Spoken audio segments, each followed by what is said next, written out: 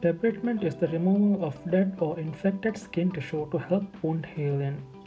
This procedure is important for wounds that aren't getting better. When the bad tissue is removed, the wound can restart the healing process. This procedure can help with the healthy growth of new tissue while minimizing the formation of scars and reducing the complications of infection. The main types of debridement are biological, enzymatic, autolytic, and mechanical debridement. This video is about mechanical debridement, which is one of the oldest forms of wound debridement. This method uses a procession of moist to wet dressings, which are then manually removed.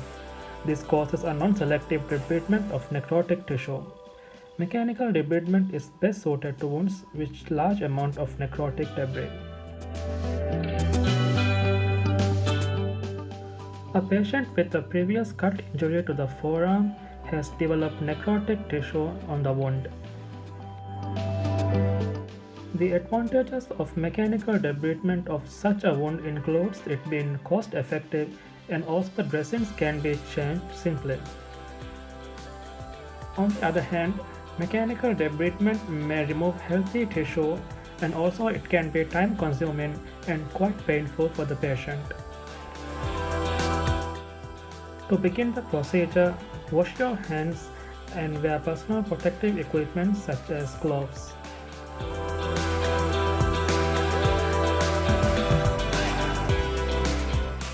Carefully remove the old dressing and then discard the dressings in the biohazard container. Before removing the necrotic tissue, apply an antiseptic solution such as chlorhexidine or betadine on the wound. Once the antiseptic solution has been applied, begin to mechanically remove the necrotic tissue from the wound. It is really important to pay attention not to remove healthy tissue and also to make the procedure as painless as possible for the patient.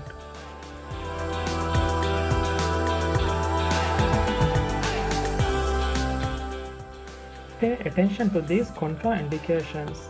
If any of these contraindications are seen during or before the procedure should be stopped immediately. Before the application of a new dressing, remove the old gloves and wear new gloves in order to prevent infections. Clean the wound once again with an antiseptic solution. Apply a clean piece of gauze on the wound. A simple circular bandaging procedure may be used to finish the dressing.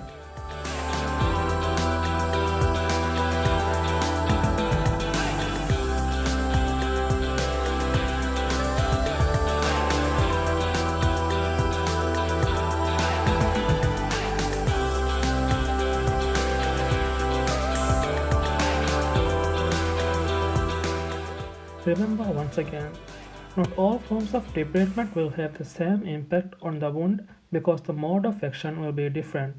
However, this procedure is really important to the healing process of the wound, and the mode of debridement should be tailored to the wound presentation considering such factors.